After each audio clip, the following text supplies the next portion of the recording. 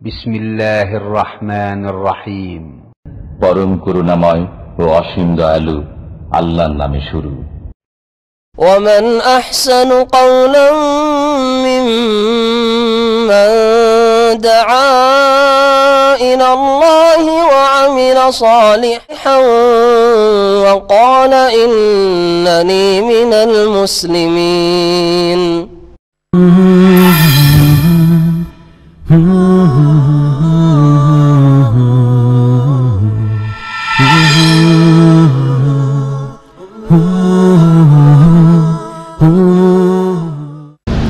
السلام عليكم ورحمة الله وبركاته.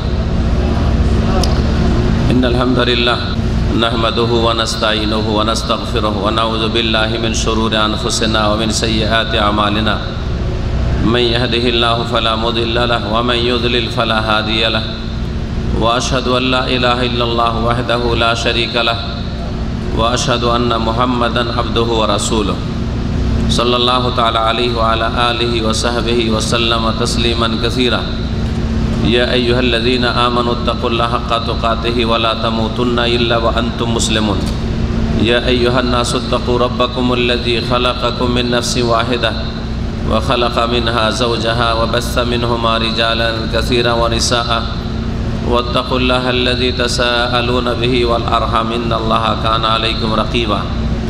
يا أيها الذين آمنوا اتقوا الله وقولوا قولا سديدا يصلح لكم أعمالكم ويغفر لكم ذنوبكم ومن يطع الله ورسوله فقد فاز فوزا عظيما. أما بعد فإن خير الحديث كتاب الله وخير الهدي هدي محمد صلى الله عليه وسلم وشر الأمور محدثاتها وكل محدثة بدعة وكل بدعة ضلالة وكل ضلالة في النار. أعوذ بالله من الشيطان الرجيم. يا أهل الكتاب لا تغلوا في دينكم.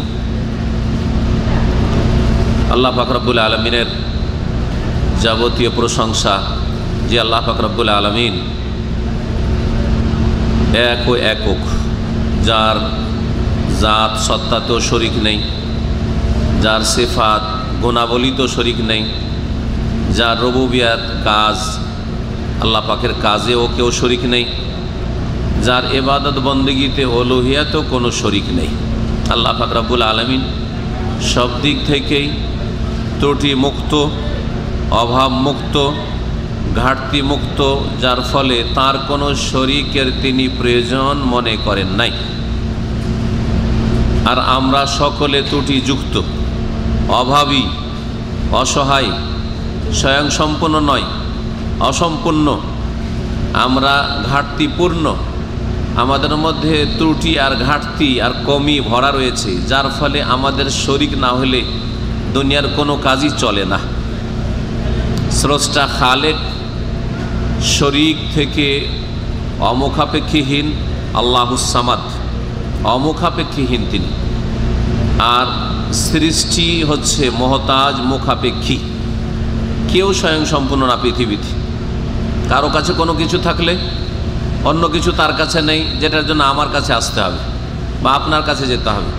আমার কাছে যদি কিছু থাকে, তো আর একটা জিনিস আমার কাছে নেই, বহু জিনিস আমার কাছে নেই, যার ফলে বহু লোকের শরণাপন্ন হইতে হয়, সাহায্য নিতে হয়, সহযোগিতা নিতে হয়, ভাগে নিতে হয়, অংশে রাখতে হয়। সুবহানাল্লাহ। মানুষ সৃষ্টির মধ্যে সবচাইতে শ্রেষ্ঠ, কিন্তু মানুষই যদি এত অভাবপূর্ণ থাকে, দুর্বল থাকে, তাহলে অন্য অন্য সৃষ্টির কী অবস্থা। তারপরেও মানুষ আল্লাহর সাথে শরীক স্থাপন করে চরম অপরাধ করেছে।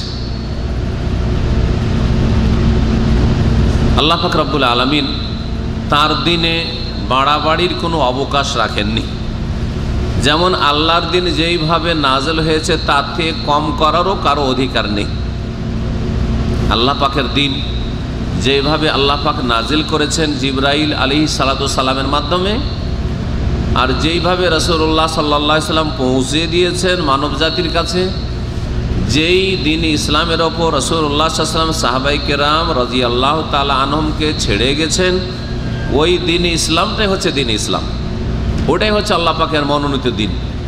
সাহাবায়ে কেরামদের আমলে যা ছিল তার থেকে যদি কিছু কম করেন, এই দিন দিয়ে নাজাত পাওয়া যাবে না। ফরজ অজেবে যদি কম করেন, সেই জামানায় যা হারাম ছিল আজকে যদি সেটা হালাল মনে করেন, তাহলে নাজাত পাওয়া যাবে না। কম করা হচ্ছে, ওই জামানায় সাহাবাই কেরামের জামানায় হারাম ছিল আর আজকে হালাল মনে করছেন, এটা কম করা। আর কম করা হচ্ছে সাহাবাই কেরামদের জামানায় ফরজ অজেব ছিল, দিনের অংশ ছিল, সেটাকে আপনি আউট করে দিয়েছেন, বাদ দিয়ে দিয়েছেন। ব্যক্তি জীবনের ক্ষেত্রে হোক, আর পারিবারিক ক্ষেত্রে হোক, সামাজিক ক্ষেত্রে হোক, অর্থনীতি রুজি রোজগারের ক্ষেত্রে হোক, আর ধন সম্পদের ব্যয়ের ক্ষেত্রে হোক, বন্টনের ক্ষেত্রে হোক, অথবা রাষ্ট্রনীতির ক্ষেত্রে হোক, যদি কমিয়ে দেওয়া হয়, হ্যাঁ, কমিয়ে দেওয়াটা দুই রকম, ফরজ অজেবে কমিয়ে দেওয়া অথবা হারাম, ওতে আপনি হারামে কমিয়ে দিচ্ছেন, অনেক হারামকে হালাল মনে করে নিচ্ছেন। নবী করিম সাল্লাল্লাহু আলাইহি ওয়াসাল্লাম যেই দিনের ওপর ছেড়ে গেছেন সেটা হচ্ছে দিন। কম করা চলবে না, তেমনি বাড়ানো চলবে না, তেমনি বাড়ানো চলবে না। গত একদিন আগে আমি বলেছিলাম যে ধর্মের নামে যে পাপগুলি হয় সেগুলি হচ্ছে 3 রকমের। এই বিষয়টা তুলে ধরব, কারণ যেগুলো বিধর্মিতার নামে হচ্ছে, মানে ধর্মকর্ম করে না সেই জন্য পাপ করছে, ওগুলো সবাই বুঝছি আমরা। নামাজ পড়ে না সবাই জানছি, ভালো কাজ করে না। আরে হিন্দুও বেনামাজিকে ভালো বলে না, বলে কি? মুসলিম যদি হয় তো হিন্দুও বলবে যে তুই নামাজ পড়, তুই মুসলিম তো নামাজ পড়। হ্যাঁ, যদি সুস্থ মস্তিষ্কের হয় আর রুচিশীল হিন্দু হয়, কাফের হয়, তাহলে তোর ধর্ম তুই করিস না কেন? তারপরে তারও কমন সেন্স বলছে যে এটা পাপ, নামাজ ছাড়াটা পাপ, হ্যাঁ, রোজা না রাখাটা পাপ। জি, একটা কাফেরেরও কমন সেন্স আছে, জি, সাধারণ জ্ঞান আছে। সেই সাধারণ জ্ঞানে বলছে যে এগুলো পাপ। ফরজ অজেব যেগুলি তোমার দিনের ধর্মের, সেগুলি ছাড়া, সেগুলিতে কম করা পাপ। এইরকমই তোমার ধর্মে যেগুলি হারাম না যায় সেগুলি করা পাপ। জি, এমনকি পাপীয় পাপকে পাপ মনে করে। এই ক্ষেত্রে মদখোরও বলছিলাম এই জন্য যে মদখোরও মদ খাওয়াকে পাপ মনে করে, ধূমপানকারীও মনে করে যে এটি পাপের কাজ, নোংরা কাজ, যদিও রাস্তাকে একটু তার জন্য খোলার জন্য মাকরু বলে। হ্যাঁ, শয়তান তাকে মাকরু বলতে প্ররোচিত করেছে যে মাকরু না বললে কেমন করে করছিস কাজটা। হ্যাঁ, সেই জন্য মাকরু বলা, হারামকে মাকরুতে একটু নামিয়ে নিয়ে আয়, হ্যাঁ, একটু হালকা কর তারপরে খা। জি হ্যাঁ, এইরকম করে, মাকরু টাকরু না, আসলে হারাম। জি, তো পাপ যেগুলো দুনিয়ার গরজে হয়, দিনের দোহাই দিয়ে হয় না, সেগুলিকে পাপীরাও পাপ মনে করে, বুঝে। ওই জন্য ওইগুলো থেকে বেঁচে থাকা অথবা সেগুলো থেকে সংশোধন করে ফিরে আসার রাস্তাটা সহজ, রাস্তাটা সহজ। আপনি চুরি করাকে খারাপ মনে করছেন, বেঈমানি করা খারাপ মনে করছেন, তারপরেও করছেন। হ্যাঁ, লোভে, হ্যাঁ, স্বার্থে, শয়তানের চক্রান্তে পড়ে, কিন্তু আপনার চিন্তা চেতনা আছে যে না, কাজটা ভালো করছি না, হ্যাঁ, এসব কাজ ভালো নয়। তো যেই কোনো সময় আল্লাহ পাক মনটা ফিরিয়ে দিলেই হইল, যেই কোনো সময়। তারপরে পাপ করেও নিজেকে ধিক্কার দিচ্ছেন। পাপীরা এই ধরনের যেগুলি পাপ করে, পাপ করেও নিজেকে কি করে? তিরস্কার করে, তিরস্কার করে। তিরস্কার করাকে আরবিতে মালামত করা বলা হয়। এই রকমের ব্যক্তিকে, আর এরাই মেজরিটি, যে পাপ করেও পাপকে পাপ মনে করে এবং নিজেকে যখন নির্জনে যায়, একা একা থাকে, হ্যাঁ, তখন ধিক্কার দেয়, তিরস্কার করে। একে লাওয়ামা বলা হয়েছে, নাফসে লাওয়ামা। লা উকসিমু বিয়াউমিল কিয়ামা ওয়া লা উকসিমু বিন-নাফসিল লাওয়ামা। আল্লাহ পাক বলছেন সূরা কিয়ামতে যে আমি শপথ করছি কিয়ামতের দিবসের, আর আমি শপথ করছি, কসম করছি, বিন-নাফসিল লাওয়ামা, ধিক্কার দানকারী, তিরস্কারকারী আত্মার। তাহলে প্রত্যেক ব্যক্তির ভিতরে যে আপনার হিতাহিত জ্ঞান আছে, ভালো মন্দের পার্থক্য করার যোগ্যতা আছে, ওইটা মানুষকে পাপের কাজের ক্ষেত্রে ধিক্কার দিয়ে থাকে, যেগুলি দুনিয়ার স্বার্থে পাপ হয়ে থাকে। খুন করা থেকে শুরু করে যত হারাম কাজ আছে, নাজায়েজ কাজ আছে। আর ফরজ অজেব ত্যাগ করার ক্ষেত্রে বেনামাজিও নিজেকে ধিক্কার দেয় যে কাজ ভালো করছি না। বেনামাজিগুলো বসে থাকে, আজকাল তো বড় সাহস হয়ে গেছে, হ্যাঁ, যে সৌদি আরবে সাহস, রাস্তাঘাটে বসে থাকতে আর ভয় লাগে না। হ্যাঁ, একটু বিদেশিরা কিছুদিন ভয় করতো, হ্যাঁ, একটু ভয় করতো। আর এখানকার যারা নাগরিক তারা তো 2-4-10 বছর আগে থেকে, 15 বছর আগে থেকে ভয় করে না, বসে থাকে রাস্তাঘাট। এখন বিদেশিরাও সাহস পেয়ে গেছে যে তোরাও বসে থাকছে, আমরাও বসে থাকলাম। কিন্তু 20-25 বছর আগে বা 15-20 বছর আগে একটু পিছিয়ে গেলে সৌদি আরব রাস্তায় কেউ বসে থাকবে নামাজের সময়, এই সাহসটা ছিল না। তো দ্রুত যে পরিবর্তন আসছে, কিয়ামত আসছে, আল্লাহ পাকের আযাব আসছে মুসলিম জাতির ওপর, তো এগুলো হচ্ছে পূর্বাভাস। এগুলো হচ্ছে পূর্বাভাস যে মানুষ খোলাখুলি পাপ করা শুরু করবে, পাপ করতে লজ্জা পাবে না, নামাজ ছেড়ে রাস্তাঘাটে বসে আছে লজ্জা পাই না, আল্লাহকে ভয় করে না, আল্লাহকে লজ্জা করে না, মানুষকেও লজ্জা করে না। রে চোখের লজ্জা একটা ছিল, সেটাও শেষ হয়ে গেছে। সাহসের সাথে পাপ করছে, বুক ফুলিয়ে পাপ করছে। আজান একামত হলো, জামাত হয়ে গেল, তারাবি চলছে, নামাজ চলছে, রাস্তায় বসে আছে, এশা চলছে, মাগরিব চলছে, রাস্তায় ঘোরাঘুরি করছে, আপনার ফজর চলছে, রাস্তায় বসে আছে। এসব দৃশ্য এখন শুরু হয়ে গেছে। এগুলো কি বলে? এগুলো বলে যে পাপের পরিণতি আসছে। এগুলো বলে যে তোদের জন্য আযাব আসছে, অপেক্ষা কর। ভালো করে শুনে রাখেন, এইরকম দৃশ্যগুলি আল্লাহর আযাবকে ডেকে নিয়ে আসে। তো এইরকম সাহস করে রাস্তাঘাটে বসে থাকেন না, হ্যাঁ, আল্লাহকে লজ্জা করুন, এটা হচ্ছে সবচেয়ে বড় সংশোধনের উপায়। আর তারপরে মানুষকে লজ্জা করুন, মানুষকে লজ্জা করুন। মানুষের মধ্যে যদি লজ্জা থাকে তো হেদায়েত সহজে হইতে পারে। তো আজকাল মানুষের সাহসটা এইরকম বেড়ে গেছে, এই পাপগুলি করছে, তারপরেও ওরা নিজেদেরকে ধিক্কার দিচ্ছে। যে কথাটি বলছিলাম যে পাপীগুলো বসে থাকে, যুবক পোলাপান দেখা যায় ফজর নামাজ পড়তে আসছি, ওই সময় বসে আছে, নামাজ পড়ে যাই, তারপরে দেখি বসে আছে নাকি না, নাই, নামাজ পড়েনি। ওরা নামাজ পড়তে মসজিদে আসেনি, কারণ মসজিদে ঢুকলাম হয়তো শেষ সময় আসছি, বাড়ি থেকে আমি বাসা থেকে সুন্নত পড়িয়ে আসছি, তো ঢুকছি, তো যাই হোক মসজিদে সব আসে না। কিন্তু নেই কেন? নামাজের পরে গিয়ে দেখতে পাই না, উধাও হয়ে গেছে, এদিক ওদিক ঢুকে পড়েছে। তো কথা হচ্ছে যে মানুষ যারা পাপ করে, দুনিয়ার পাপগুলি, ফরজ অজেব ছাড়ার পাপ আর হারাম নাজায়েজ করার পাপ, এই পাপগুলির ক্ষেত্রে মানুষ বুঝে যে আমি পাপ করছি, নিজেকে ধিক্কার দেয়, যদিও সংশোধন করে না, কারণ শয়তান নিজের মুষ্টিতে নিয়ে নিয়েছে। এইরকম বেনামাজিদেরকে, বেরোজাদারদেরকে, কাবিরা গুনাহ করছে, মানুষের সামনে গুনাহ করতে লজ্জা লাগে না, এদেরকে শয়তান মুষ্টিতে নিয়ে নিয়েছে, ভালো করে জব্দ করে নিয়ে নিয়েছে। এরা যদি সংশোধন করে না ফিরার চেষ্টা করে তো কখন আর শয়তানের মুষ্টি থেকে বেরোতে পারবে না। কিন্তু যেই পাপগুলি ধর্মের দোহাই দিয়ে হয়, নেকির আশায় হয়, জান্নাত পাওয়ার লোভে হয়, জাহান্নামের ভয়ে হয়, যে এই পাপ, ওগুলি পাপ, কিন্তু ওরা নেকির কাজ মনে করে, কাজগুলিকে কি মনে করে?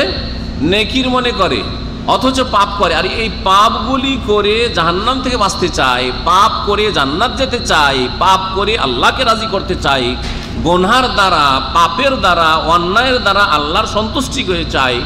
এগুলি হচ্ছে 3 রকমের পাপ। প্রথম পাপ হচ্ছে শিরক বিল্লাহ, আল্লাহর সাথে শিরক করা।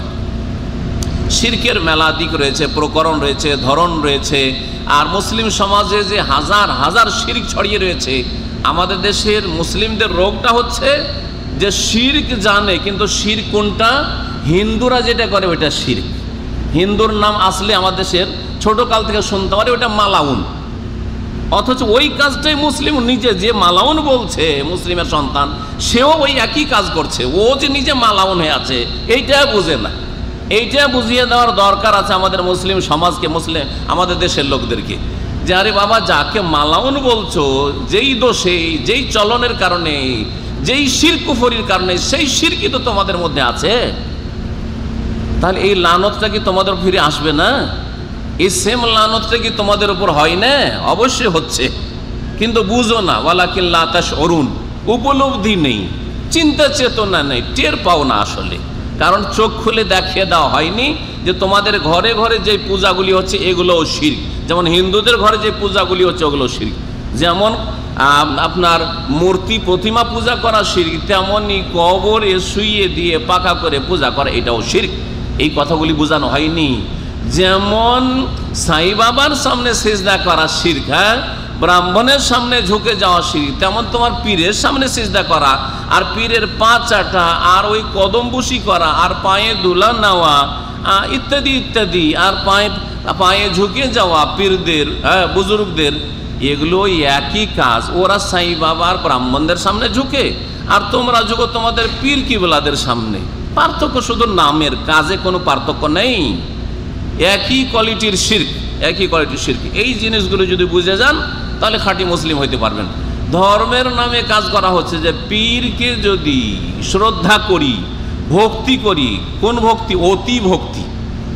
ধর্মের নামে অতি ভক্তি হচ্ছে মুশরিকের লক্ষণ। ভালো করে শোনেন, এই কথা এর আগে আমি অনেকবারই বলেছি, এখানে অনেক নতুন ভাইরা আসছে। ধর্মের নামে যদি অতি ভক্তি হয় এটা হচ্ছে মুশরিকের লক্ষণ, হ্যাঁ, বিদআতির লক্ষণ।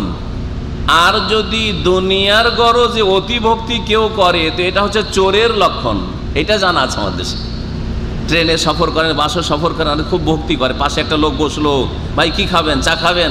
চট করে চা এনে দিয়ে দিল, হ্যাঁ, চট করে একটা চকলেট এনে দিচ্ছে, আরও কি কি এনে দিচ্ছে, হ্যাঁ, ঝালমুড়ি এনে দিচ্ছে।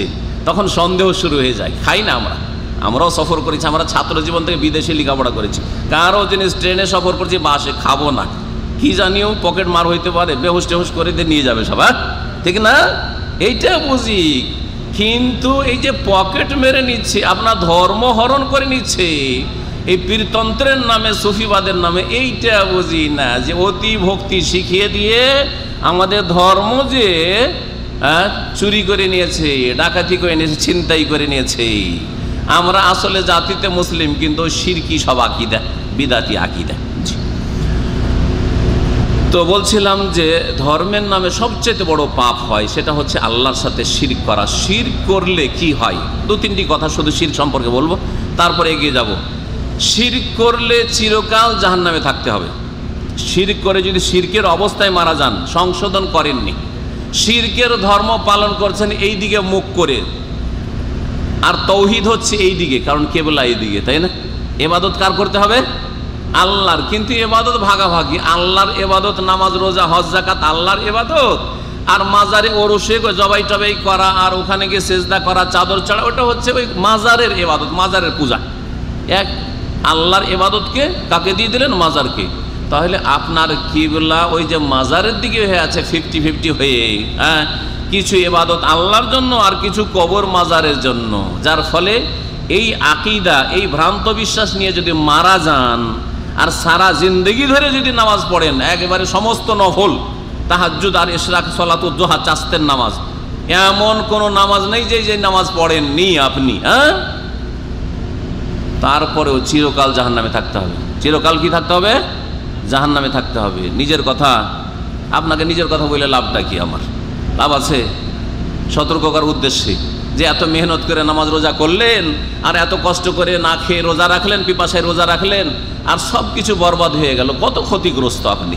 জি, আল্লাহ পাক ইরশাদ করেছেন সূরা মায়েদার একটি আয়াতে, ইন্নাহু মান ইউশরিক বিল্লাহ। শুনে রাখো ভালো করে, যে আল্লাহর সাথে যে শিরিক করে, আল্লাহর সাথে যে শিরিক করে, ফাকাদ হারামাল্লাহু আলাইহিল জান্নাতা, তার জন্য আল্লাহ জান্নাতকে হারাম করে দিয়েছেন। তাহলে জান্নাতে কখনো যাবে না। যার জন্য জান্নাত হারাম, সে জান্নাতে কখনো যাবে না। তাহলে চিরকাল জান্নাত ছাড়া ভিন্ন জায়গায় থাকতে হবে। ভিন্ন জায়গা কি?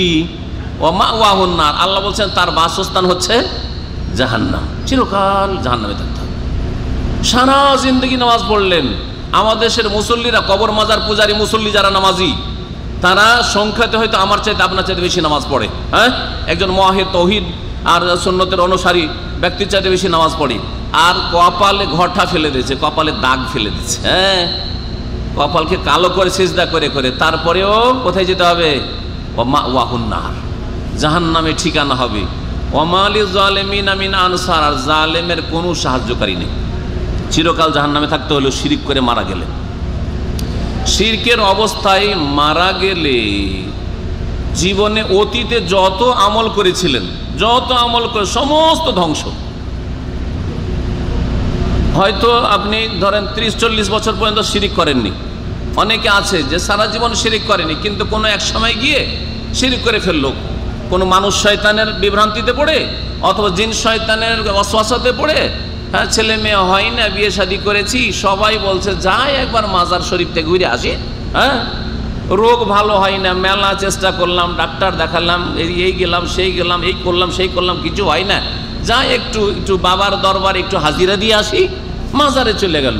80 বছর বয়সে, 70 বছর বয়সে গিয়ে ইমান হারিয়ে চলে আসলো। তো 80 বছর ধরে ও শিরিক করেনি, কিন্তু হয়তো শিরিক করেন। ধরেন এরকম লোক, বহু লোক আছে যে সারা জীবন শিরিক করেননি, নামাজ রোজা করেছে, হজ জাকাত করেছে, দিনদারি ছিল, পরেশগারি ছিল, অনেক নেক আমল করেছে, বাপ মায়ের খেদমত করেছে, কত যে ভালো কাজ করেছে, ভাই বোন মানুষ করেছে, ছেলে মেয়ে মানুষ করেছে, সব নেকির কাজ, বহু নেকির কাজ করেছে। 80 বছর 100 বছর যতই বছর হোক না কেন, একবার শিরিক করলে অতীতের সমস্ত আমল ধ্বংস হয়ে যায়। কি হয়ে যায়? সমস্ত আমল ধ্বংস হয়ে যায়। এই মর্মে কোরআনে কারীমে 2টি আয়াত রয়েছে। একটি আয়াতে আল্লাহ নবীকে সরাসরি বলছেন, নবীকে সরাসরি বলছেন সূরা জুমারে, ওয়ালাকাদ উহিয়া ইলাইক ওয়া ইলাল্লাযিনা মিন ক্বাবলিক লাইন আশরাকতা লা ইয়াহবাতান্না আমালুকা। হে নবী, তোমাকেও ওহী করা হয়েছে আর তোমার পূর্বে যত নবী রাসূল এসেছিল সকলকে ওহী করা হয়েছে। লাইন আশরাক, তুমিও যদি শিরিক করো, তোমাকে বলছি মুহাম্মদ সাল্লাল্লাহু আলাইহি ওয়াসাল্লাম, নূহকেও বলেছি, হে নূহ লাইন আশরাক, তুমি যদি শিরিক করো, ইব্রাহিম লাইন আশরাক, তুমি যদি শিরিক করো, হে মূসা তুমিও যদি শিরিক করো, ঈসা লাইন আশরাকতা, তুমি যদি শিরিক করো। এই করে প্রত্যেক নবীকে আল্লাহ বলছেন, সবাইকে ওহী করে, সমস্ত নবী রাসূলকে, আদমকেও লাইন আশরাকতা লা ইয়াহবাতান্না আমালুকা। প্রত্যেক নবীকে আল্লাহ পাক সতর্ক করে দিয়েছেন, তোমরা যদি শিরিক করো লা ইয়াহবাতান্না আমালুকা, তাহলে তোমার আমল, তোমাদের আমল সব ধ্বংস হয়ে যায়। এক এক করে সবকে আল্লাহ পাক সম্বোধন করে জানিয়ে দিয়েছেন, সতর্ক করে দিয়েছেন। কারাকে? আমাদের মতো লোকদেরকে শুধু নয়, আমরা তো পরোক্ষভাবে জেনেছি, নবীর মাধ্যমে জেনেছি।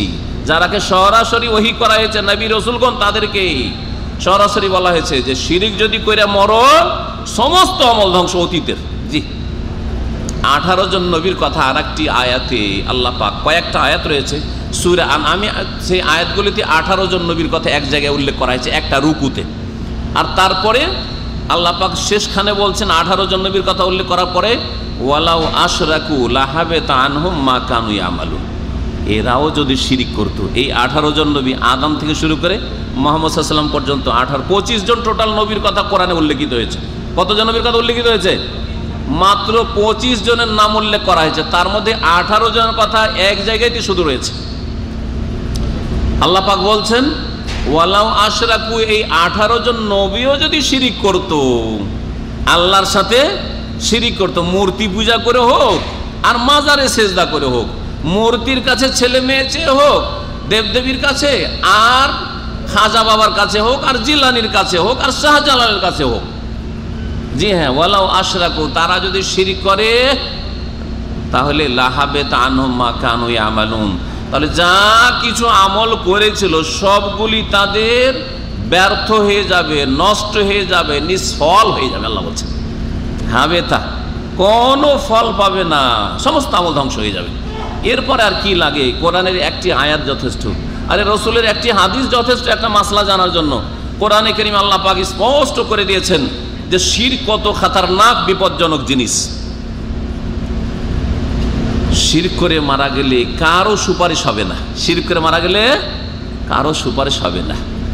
কিন্তু যদি কাবিরা গুনাহ থাকে, শিরিক ছাড়া, কুফরি ছাড়া, নাস্তিকতা ছাড়া, কবর মাজার পূজা ছাড়া আর এই মূর্তি পূজা ছাড়া, হ্যাঁ, আর এইরকম যেগুলো এর সমতুল্য শিরিক রয়েছে, এছাড়াও আরও বেশ কিছু শিরিক রয়েছে, তো শিরক ছাড়া অন্য কোনো শিরকের নিচের কাবিরা গুনাহ যদি থাকে, তো নবী সাল্লাল্লাহু আলাইহি ওয়াসাল্লামের শাফাত পাওয়ার সম্ভাবনা আছে, পাওয়া যেতে পারে।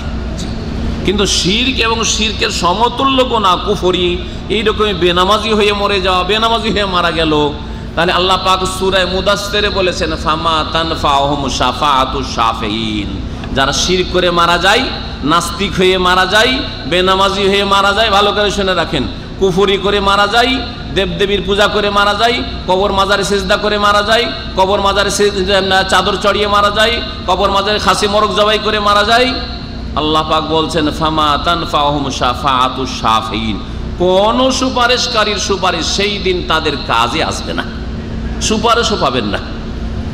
এই জন্য সূরা মায়েদার ওই আয়াতটি, যে আয়াতটিতে বলা হয়েছে যে জান্নাত হারাম এবং জাহান্নাম বাসস্থান, ওয়া লিজ জালিমিনা মিন আনসার, আর শিরকারী সবচেয়ে বড় জালেম, আর জালেমদের কোনো আনসার নাই। আনসার মানে সাহায্যকারী, জালেমদের কোনো সাহায্যকারী হাসরের মাঠে পাবেন না।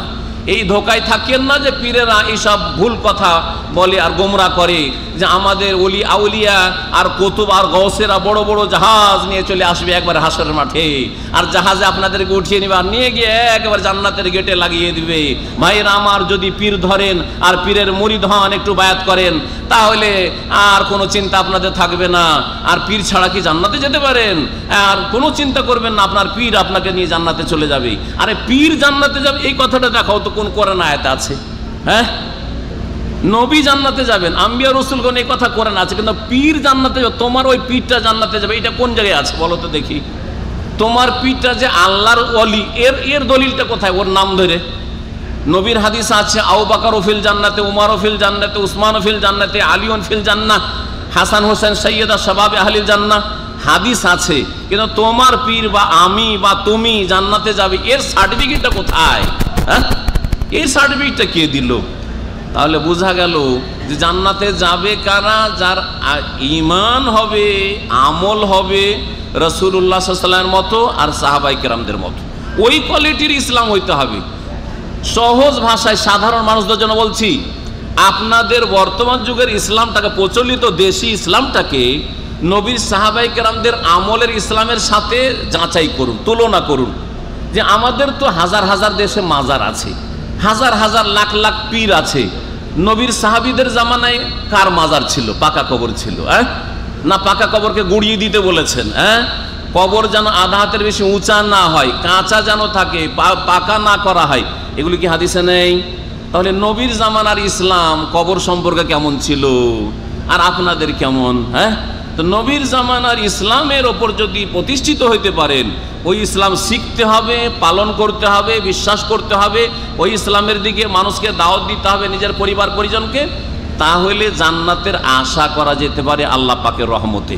আর জান্নাতের সার্টিফিকেট আল্লাহর নবী সাল্লাল্লাহু আলাইহি ওয়াসাল্লাম যাকে দিয়েছেন তার জন্য, আর তারা সাহাবায়ে কেরামগণ, সাহাবায়ে কেরামদেরকে আল্লাহ পাক সার্টিফিকেট দিয়েছেন রাদিয়াল্লাহু আনহুম ওয়া রাযু আনহু বলে, আর রাসূলুল্লাহ সাল্লাল্লাহু আলাইহি ওয়াসাল্লাম তাদেরকে সার্টিফিকেট দিয়েছেন। সুতরাং কখনো ভুল ধারণায় থাকবেন না যে ওলি আউলিয়া গৌস কুতুব ওরই খবর নেই, ও আপনাকে কি নাজাত দেবে।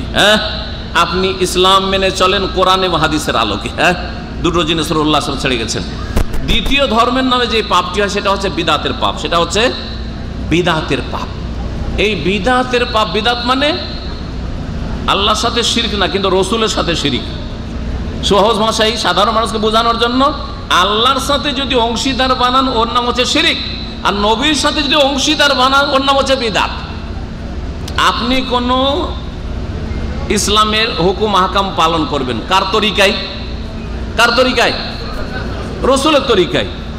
আমি যদি বলি যে আমি খাজা বাবার তরিকায় পালন করব, চিশতিয়া তরিকায় পালন করব, এটা আমার চিশতিয়া তরিকার জিকির, মোহাম্মদী তরিকার জিকির আপনি করছেন, আর আমি চিশতিয়া তরিকার জিকির করছি। আর এই ভাই বলছে আমি নকশবন্দি তরিকার জিকির করছি, আর এই ভাই বলছে যে আমি কাদেরি তরিকার জিকির করছি, আর একজন বলছে যে আমি কার তরিকা? সাবেরিয়া তরিকার জিকির করছি। বোঝা গেছে? তো শরীক হইল না হইল না? একজন মোহাম্মদী তরিকার, আর এরা হচ্ছে কেউ নকশবন্দি তরিকা, কেউ চিশতি তরিকা, কেউ সাবেরি তরিকা, কেউ হচ্ছে কাদেরি তরিকা, কেউ রেফাই তরিকা, এইরকম বহুত, কেউ মোজাদ্দেদি তরিকা। তরিকার শেষ নাই। তরিকা কয়টা? তরিকা কয়টা? কয় তরিকার কলমা পড়েছেন? সারা পৃথিবীতে এক তরিকার কলমা ছাড়া দুই তরিকার কলমা আছে, লা ইলাহা ইল্লাল্লাহ আর মুহাম্মাদুর রাসূলুল্লাহ। আশহাদু আল্লা ইলাহা ইল্লাল্লাহ ওয়া আশহাদু আন্না মুহাম্মাদান রাসূলুল্লাহ। সাক্ষী দিচ্ছে আল্লাহ ছাড়া কোনো সত্য মাবুদ নেই, ইবাদত আল্লাহর, আর সাক্ষী দিচ্ছে যে মুহাম্মদ সাল্লাল্লাহু আলাইহি সাল্লাম আল্লাহর বান্দা এবং রসুল। সুতরাং তরিকা কার? মুহাম্মদ রাসূলুল্লাহ তরিকা। ইবাদত আল্লাহর, আর তরিকা কার? নামাজ কার জন্য? আল্লাহর জন্য। আর নামাজের নিয়মটা কার? নবীর, মুহাম্মদ সাল্লাল্লাহু আলাইহি সাল্লামের। জি, এটা হচ্ছে হানফি নামাজ, এটা হচ্ছে শাফি নামাজ, এটা মালিকি নামাজ, এটা হাম্বেলি নামাজ, ওই সব নামাজ টামাজ নেই। এটা হচ্ছে রোজা, আমাদের নামাজ তানাসুমা গাদান, এটা রোজা হলো আমাদের হানফি রোজা। আর যদি কেউ নিয়াত না পড়ে তো ওইটা অন্য রোজা হয়ে গেল না, এইরকম নেই। একটাই রোজা, এক তরিকা রোজা আছে, সেটা হচ্ছে মুহাম্মদী তরিকা রোজা রাখতে হবে, মুহাম্মদী তরিকা রোজা রাখতে হবে। নিয়তের কথা বলছিলাম, রোজার মাস যখন চলছে, যদিও লেটেই নিয়তের কথা হচ্ছে, কিন্তু রমজানের পূর্বে যারা নিয়মিত আমাদের ক্লাসগুলিতে আসে নিয়ত সম্পর্কে বিস্তারিত আলোচনা করেছি কয়েকটা আলোচনায়। নিয়ত মানে অন্তরের কাজ, মুখে নিয়ত পড়বেন না, অন্তরে করা হচ্ছে ইসলাম, বোঝা গেছে। আর মুখে যখন বলবেন নাওয়াইতু আন আসুমা গাদান, তখন আপনি বাড়াইলেন। কার উপরে বাড়াইলেন? নবীর উপরে বাড়াইলেন। নবী বাড়াননি। নবী সাহরি খেয়েছেন সুন্নতি, আর সাহরি খেতে বলেছেন, নিয়ত পড়তে বলেননি। আর ইন্নামাল আমাল বিন্নিয়াত, নিয়ত হচ্ছে অন্তরের কাজ। নিয়ত হচ্ছে কার কাজ? অন্তরের কাজ। আচ্ছা, নিয়ত যদি পড়তেই হয় তো সব ইবাদতে পড়তে হবে না দু তিনটা ইবাদতে? জিজ্ঞাসা করছি আপনাদেরকে। নিয়ত যদি পড়তে হয় তো সব ইবাদতে, নামাজ, ঠিক আছে, যাকাত, প্রথম কালেমা, কালেমা দিয়ে শুরু করি, কালেমার শাহাদাত দেওয়া, ঠিক না? ইসলামের কয়টা খুঁটি? 5টা। কালেমার শাহাদাত দেওয়া, লা ইলাহা ইল্লাল্লাহ মুহাম্মাদুর রাসূলুল্লাহ দেওয়া। 2 নম্বর 5 ওয়াক্ত নামাজ কায়েম করা, পড়া। 3 নম্বর যাকাত দেওয়া। 4 নম্বর রোজা রাখা। 5 নম্বর হজ করা। এখন আসেন, কালমা পড়েন না পড়েন না আপনারা? কালমাটা ইবাদত কি না? কালমা বড় ইবাদত না রোজা বড় ইবাদত? কালেমা বড় ইবাদত। রোজার জন্য নাওয়াইতু আন আসুমা গাদান পড়ছেন, কালমার জন্য কোন নিয়ত পড়ছেন? একজন হাত উঠান যে বলে যে আমি নাওয়াইতু আন আতাকাল্লামা বিকালিমা, আমি কলমা বলার নিয়ত করছি, তারপরে বলবে লা ইলাহা ইল্লাল্লাহ মুহাম্মাদুর রাসূলুল্লাহ, আশহাদু আল্লা ইলাহা ইল্লাল্লাহ ওয়া আশহাদু আন্না মুহাম্মাদান আবদুহু ওয়া রাসূলুহু। কে আছে এমন? আছে। কিন্তু নাওয়াইতু আন আসুমা গাদান পড়া পরশুদিন হাত উঠিয়েছিল, দুটা হাত, এদিকে একটা হাত উঠেছিল, এক দুটা আর এদিকে, আর কিছু লোক উঠায়নি। চালাক ওরা, চালাক। আরে সৌদি আরব ওই বলা যাবে না, আমরা ভিতর ভিতর করবো, সৌদি আরব ওইটা বলা যাবে না, লুকিয়ে লুকিয়ে কর। জি হ্যাঁ, জি। তো যদি ইসলামের নিয়ত পড়াই থাকে তো কলমা থেকে শুরু করতাম। আপনাদের মোল্লাদেরকে বলিয়েন, আমার কথাটা নিয়ে যান মোল্লাদের কাছে, যে কলমার নিয়তটা একটু শিখিয়ে দেন তো, আমি কলমা পড়বো, একটু নিয়তটা পড়িয়ে মুখস্থ করিয়ে দেন তো, এটা বলবেন। নামাজের নিয়তটা আমাদের দেশে শিখিয়েছে, হ্যাঁ, নামাজের নিয়ত পড়াটা, এটা বেদাত, বাড়তি, ভালো করে শোনা, বাড়াবেন না। অন্তরের নিয়ত, যখন উজু করে মসজিদে দাঁড়াইছেন, হ্যাঁ, যেই নামাজের জন্য দাঁড়াইছেন অটোমেটিকলি নিয়ত হচ্ছে, এটার নাম নিয়ত। আমাদের দেশের লোকেরা নামাজের নিয়ত বানিয়েছে। আচ্ছা, তারপর হচ্ছে যাকাত। যাকাতের নিয়ত কে পড়েন? ইনশাআল্লাহ তাআলা কালকে মঙ্গলবার, ইনশাআল্লাহ বুধবারে যাকাত সম্পর্কে আলোচনা করবো। যাকাত কত, কিসে লাগবে, ইনশাআল্লাহ যাকাতের আলোচনা করব। বলেন, যাকাতের নিয়ত কে পড়েন? যাকাত কে কে দেন? একটু হাত ওঠান তো। যাকাত দেওয়ার লোক আছে? মাশাআল্লাহ, যাকাত দেন। যাকাতের নিয়ত পড়েন, নাওয়াইতু যাকাতা। হ্যাঁ, তারপরে কিসে? রিয়ালের, না বিডি টাকা, বাংলাদেশি টাকা, না ডলার, হ্যাঁ, না আর কিছু ব্যবসায়ী সামগ্রীর, ওরুদুত তিজারা শিখতে হবে না? গিয়ার চেঞ্জ করতে হবে না? আরে নামাজে গিয়ার চেঞ্জ করছে, নাওয়াইতু আন উসাল্লি লিল্লাহি তাআলা সালাতা যোহরে, সালাতাল আসরে, সালাতুল মাগরিবে, তারপরে ফারিজাতাল লিল্লাহি বা সুন্নাতে রাসূলিল্লাহি বা সালাতাত তারাবি। মেলা গিয়ার এত চেঞ্জ করতে পারছেন, 6 মাস 1 বছর শুধু গিয়ার চেঞ্জ করাই শিখেছেন নামাজের নিয়তের। তো আপনি যাকাতের নিয়ত কোথায়? যাকাতের নিয়ত কোথায়? হ্যাঁ, যাকাতের নিয়ত। তাহলে বোঝা গেল যে যারা নামাজের নিয়ত পড়ে আর ওইটাকে জরুরি মনে করে বা সুন্নত মনে করে, মুস্তাহাব মনে করে, আর যাকাতের নিয়ত করে না, তাদের যাকাত কবুল হয় না। ভালো করে শুনেন, কারণ ইন্নামাল আমালু বিন্নিয়াত, আমল কিসের উপর নির্ভরশীল? নিয়তের উপর। নামাজের নিয়ত পড়ে আর যাকাতের যখন নিয়ত পড়ে না, তাহলে তাদের যাকাত কবুল হয় না। আমাদের, হ্যাঁ, আমাদের কবুল হয়। আমাদের নাওয়াইতো পড়লেই কবুল হয় না, কারণ আমাদের নিয়ত এখানে হয়। আমাদের নিয়ত কোথায় হয়? এইখানে হয়। সেই জন্য আমরা কালেমা পড়লেও এখানে নিয়ত করি, নামাজ পড়লেও এখানে নিয়ত করি, যাকাত দিলেও এখানে নিয়ত করি, আর রোজা রাখলেও এখানে নিয়ত করি, আর হজ উমরা করলেও এখানে নিয়ত করি, মা বাবার কাছে টাকা পয়সা পাঠাইলেও এখানে নিয়ত করি, ছেলে মেয়েকে খেতে দিলেও এটাও নেকির আশায় এখানে নিয়ত করি যে নেকির আশায় খাওয়াচ্ছি ছেলে মেয়েকে, স্ত্রীকে কাপড় চোপড় এনে দিলেও এখানে নিয়ত করি যে নেকির আশায় ফরজ আদায় করছে। জি হ্যাঁ। কিন্তু যেসব ভাইয়েরা নাওয়াইতো পড়েন নামাজে আর শুধু রোজাতে, যাকাতে নিয়ত পড়েন না, তাদের যাকাত কবুল হয় না। কারণ তাদের ধারণায় নিয়ত পড়া লাগবে, নিয়ত পড়া লাগলে সব ইবাদতে লাগবে, শুধু 2টা ইবাদতে করবেন আর হাজার হাজার ইবাদতে নিয়ত পড়বেন না। এটা কোন ধর্ম হইল? এটা কোন ধর্ম হইল? বানানো ধর্ম। আল্লাহ পাক যেন হেদায়েত দান করে, আল্লাহ যেন বুঝার তৌফিক দান করেন। সম্মানিত ভাতৃমণ্ডলী, তাহলে আর নিয়ত পড়বেন না, তওবা করেন। তারপরে মূর্খামির সীমাও থাকা উচিত। হ্যাঁ, বলছেন নাওয়াইতু আন আസുমা গাদান, আমি নিয়ত করছি রোজা রাখবো। কখন? গাদান মানে কি? আগামীকালকে। বলেন সাহরিটা যে আজকে খেয়েছেন, তাই না? খেয়েছেন, তার আগে তারাবি পড়েছেন, ঠিক না? তার আগে মাগরিব হয়েছে। তো চাঁদ ওঠে কোন সময়? সকালে না মাগরিবে? মাগরিবে চাঁদ উঠলো। 1 তারিখ শুরু হলো না, হলো না? এর সাথে তারাবি পড়লেন, পয়লা তারাবি। আর তারপরে সাহরি খাচ্ছেন। সাহরি খেয়ে যে রোজাটা ধরছেন ওই সময় নাওয়াইতুটা পড়ে। তো নাওয়াইতু আন আസുমা গাদান বলবেন না আজকে? আজকের রোজার নিয়ত করছি না আগামীকালকে রোজার নিয়ত করছি? বলেন। হ্যাঁ, আজকের রোজার নিয়ত করছি, কারণ সাহারি খেলাম আজকের নিয়ত, আজকের জন্য। কিন্তু বিদাতি মোল্লা এত নির্বোধ, এত আহাম্মক, আর এত আরবি থেকে মূর্খ, আরবি বুঝে না, হ্যাঁ, আর রোজাও বুঝে না যে রোজাটা কোন দিনের। তারাবি পড়লাম, আবার রোজা আগামীকালকে, কেমন করে কথা? হ্যাঁ, তাহলে যদি আল্লাহ ওর কথাটা ধরে নেয় যে তুই যে বললি যে নাওয়াইতু আন আസുমা গাদান, আগামীকালকে রোজা, আগামীকালকে রোজা, তো আজকে রোজা তো কবুল হয়েছে না। কারণ আল্লাহকে কি বলেছে? নাওয়াইতু আন আസുমা, আল্লাহ গো আজকে রোজা না, আগামীকালকে নিয়ত করছি। আল্লাহ গো আগামীকালকে নিয়ত করছি। আল্লাহ গো আগামীকালকে নিয়ত করছি, তাই না? ডেলি ডেলি ফজরের আগেখানে সাহরি খাওয়ার সময় এক বিদাতি হুজুর আর হাজার হাজার বিদাতি, আমাদের দেশের লাখ লাখ বিদাতি, নাওয়াইতু আন আസുমা গাদান, আল্লাহ আগামীকালকে রোজা, আল্লাহ আগামীকালকে রোজা নিয়ত করছি, আজকের রোজা নিয়ত করে না। তাহলে আজকের রোজাটা গেল না, গেল না, হইলো? কবুল হলো না। এদিক দিয়েও কবুল হলো না। আর নবীর তরিকার যেহেতু নিয়ত অন্তরে না করে মুখে পড়ে বিদাত করে, বেদাত করলে কি হয় জানেন? বিদাতেরও মেলা খারাপ দিক রয়েছে। তার মধ্যে একটি দিক হচ্ছে যেই আমলটাই বিদাত হবে ওই আমলটা কবুল হবে না। যে আমলটাই বিদাত হবে ওই আমলটা কবুল হবে না। তাহলে যেই রোজাতে নাওয়াইতু আন আസുমা গাদান পড়লেন, আমি নিয়ত করছি বা নিয়ত পড়ছি আগামীকালকে রোজার, এই যে নিয়তটা পড়লেন অথচ নবীর তরিকাই হলো না, সেই জন্য এই ইবাদতটি কবুল হবে না।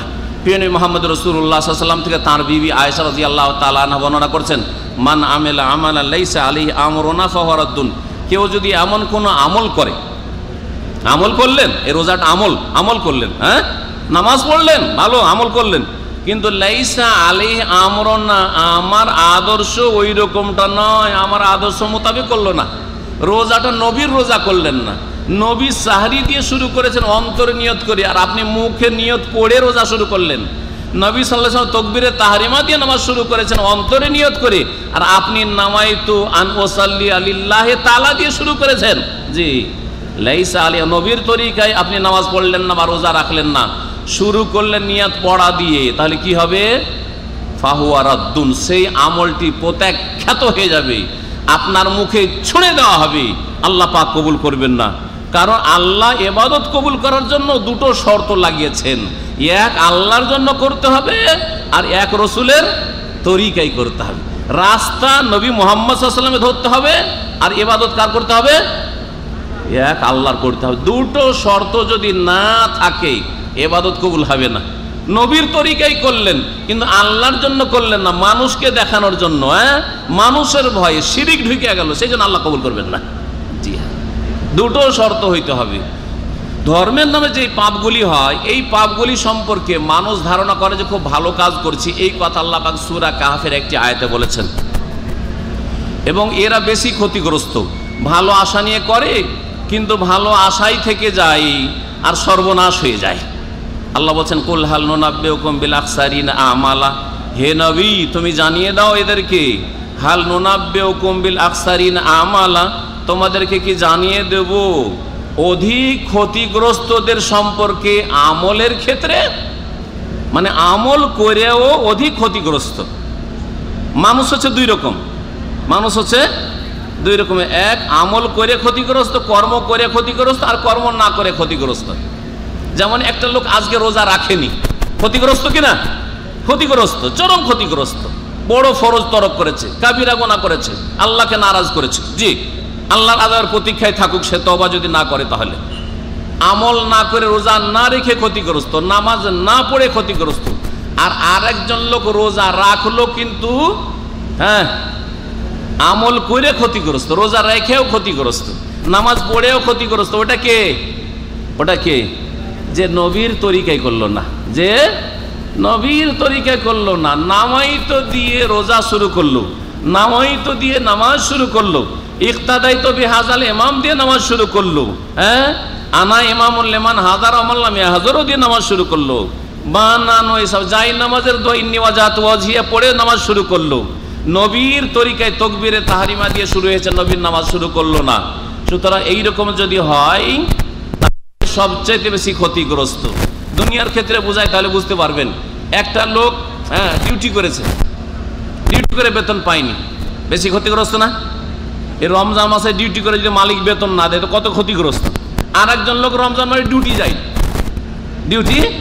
যায়নি, বেতন পায়নি, ক্ষতি হইলো, পয়সা কমলো, যাক মেহনত তো হয়নি, কাজ তো করতে হয়নি, হ্যাঁ তাই না?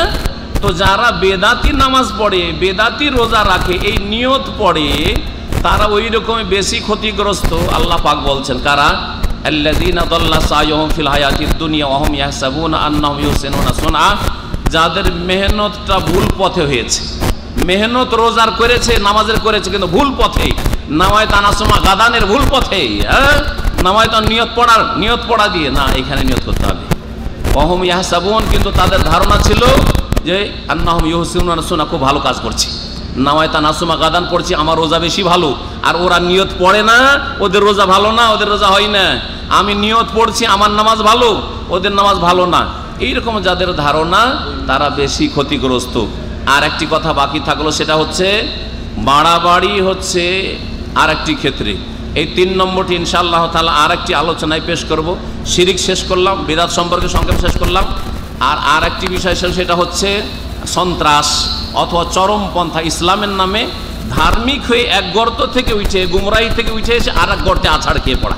হ্যাঁ, বাংলা ভাই হবেন না, আব্দুর রহমান হবেন না, জঙ্গি হবেন না, সন্ত্রাসী হবেন না, কোনো মুসলিমকে খুন করবেন না, অথবা অমুসলিমকে খুন করা ইসলামে জায়েজ করে না, যতক্ষণ পর্যন্ত সে আপনার খুনের পিপাসু নয়। এই বিষয়টি ইনশাআল্লাহ তাআলা আর একটি অনুষ্ঠানে আলোচনা করব 1-2 দিন পরে। আশা করি যেসব ভাইয়েরা আগে ভাগে আসছেন, 4:45 থেকে আমাদের আলোচনা শুরু হবে। আশা করি আলোচনাতে অংশ নেবেন, আর আপনাদের দিন দুনিয়ার উপকার হবে। আপনাদের ছেলে মেয়েদেরকে এইসব গুমরাহি থেকে বাঁচাতে পারবেন। যেমন কুফরি বেনামাজির গর্ত থেকে বাঁচাতে হবে, শিরকের গর্ত থেকে বাঁচাতে হবে, ঠিক তেমনই আপনাকে ছেলে মেয়েকে বাঁচাতে হবে এই জঙ্গিবাদ থেকে, সন্ত্রাসী হওয়া থেকে, খুনি হওয়া থেকে। আল্লাহ পাক আমাদের সকল হেফাজত করেন। সাল্লাল্লাহু আলাইহি ওয়া সাল্লাম মুহাম্মদ ওয়া আলা আলিহি ওয়া সাহবিহি আজমাইন।